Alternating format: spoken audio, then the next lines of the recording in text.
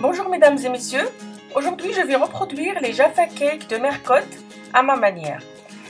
Les Jaffa Cakes se préparent en 3 étapes. Moi j'ai commencé par la gelée d'orange, après j'ai fait la génoise et bien sûr la dernière étape c'est le glaçage. Là je vais vous donner les ingrédients pour une cinquantaine de petits Jaffa Cakes. Alors vous aurez besoin de 2 oranges dont vous prélevez juste les suprêmes de cette manière. 2 oranges vous feront 200 g de suprême.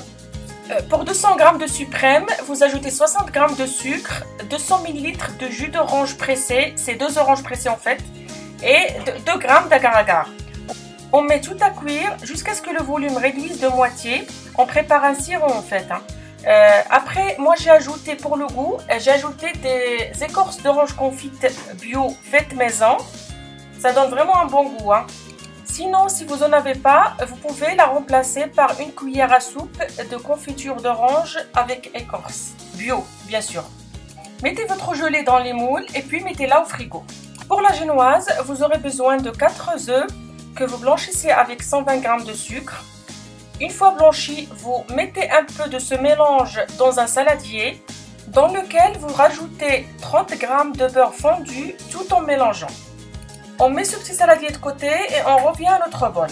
On rajoute de la farine tamisée petit à petit et on mélange délicatement.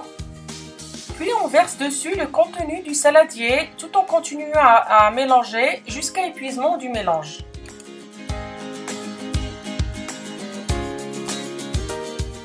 Après, il faut les cuire à 170 degrés pendant 10 minutes.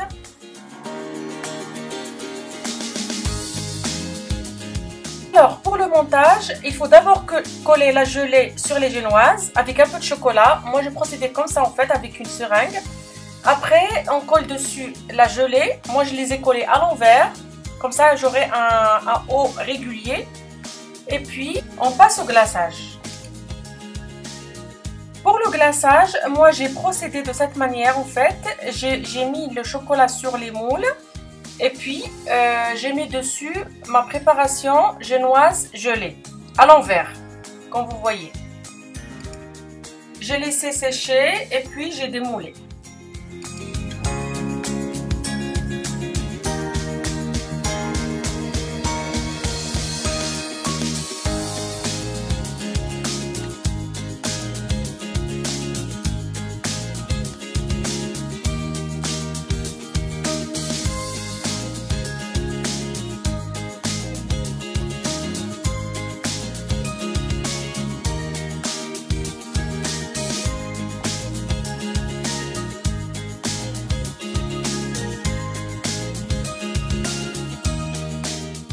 J'ai pensé à une autre méthode si ça peut vous servir au cas où vous n'avez pas de moule.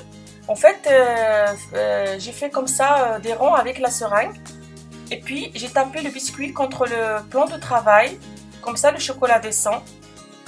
Et comme ça, vous aurez de meilleurs résultats en fait.